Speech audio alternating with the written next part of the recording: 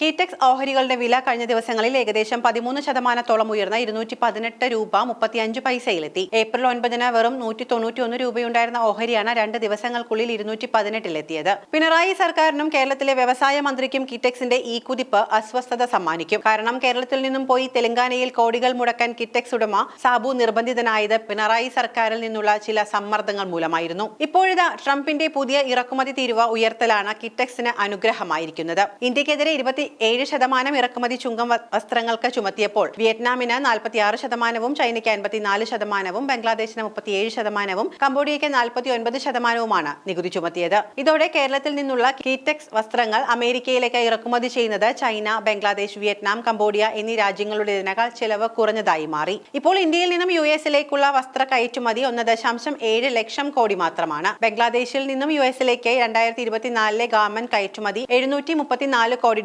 അതായത് 63,083 കോടി രൂപയായിരുന്നു. പക്ഷേ ബംഗ്ലാദേശിന്റെ ജമാഅത്തെ ഇസ്ലാമിയുടെ നേതൃത്വത്തിൽ കലാപമുണ്ടായ ശേഷം ഗാർമെന്റ് ഫാക്ടറികൾ കൂട്ടത്തോടെ അടച്ചുപൂട്ടുകയാണ്. ഈ അവസരം പ്രയോജനപ്പെടുത്താൻ ഇന്ത്യ ശ്രമിക്കുന്നുമുണ്ട്. ചിലപ്പോൾ ബംഗ്ലാദേശിലെയും വിയറ്റ്നാമിലെയും ഫാക്ടറികൾ ഇന്ത്യയിലേക്ക് മാറ്റി സ്ഥാപിക്കപ്പെട്ടാലും പുതിയ സാഹചര്യത്തിൽ അത്ഭുതപ്പെടേണ്ടതില്ലെന്ന് വിദഗ്ധർ പറയുന്നു. ഇന്ത്യ ഉൾപ്പെടെയുള്ള രാജ്യങ്ങളുടെ മേൽ ഏർപ്പെടുത്തിയ തത്തുല്യ നികുതി ഈടാക്കുന്നതിന് 90 ദിവസത്തേക്ക് നീട്ടിയ ഡൊണാൾഡ് ട്രംപിന്റെ തീരുമാനവും 4ാം പാദത്തിൽ കമ്പനികളുടെ ഫലം ഭേദപ്പെട്ടതായിരിക്കുമെന്ന റിപ്പോർട്ടുകളും ഇന്ത്യൻ ഓഹരി വിപണിക്ക് ഇന്ന് കരുത്തു പകരുന്നുണ്ട്. ചൈനീസ് വിപണിയിൽ നിന്ന് വിട്ടുപോകുന്ന വിദേശ നിക്ഷേപകർ ഇന്ത്യയിലേക്ക് തിരിച്ചുവരാൻ പ്രവണത കാണിച്ചതും ഈ വിപണിക്ക് കരുത്തായി. മറ്റ് രാജ്യങ്ങളെ വെറുതെ വിട്ടപ്പോൾ ചൈനയ്ക്ക് മേൽ US നിയന്ത്രണം കടുപ്പിച്ചതും വിപണിയെ സ്വാധീനിച്ചു, പ്രത്യേകിച്ചും വിദേശ നിക്ഷേപകരെ. ഇന്ത്യൻ വിപണിയിൽ നിന്ന് പിന്മാറി ചൈനീസ് മാർക്കറ്റിൽ നിക്ഷേപിച്ച വിദേശ നിക്ഷേപകർ തിരികെ വരുന്നതും വ്യാപാര യുദ്ധത്തിന് ഇടയാക്കിയിട്ടുണ്ട്. റിസർവ് ബാങ്ക് റിപ്പോ നിരക്കുകൾ 0.5% കുറച്ച നടപടിയും വിപണിയുടെ ഉണർവിന് ഇടയാക്കിയിട്ടുണ്ട്. 4ാം പാദത്തിൽ കമ്പനികളുടെ പ്രവർത്തന ലാഭം ഉയർച്ചയുണ്ടാകുമെന്ന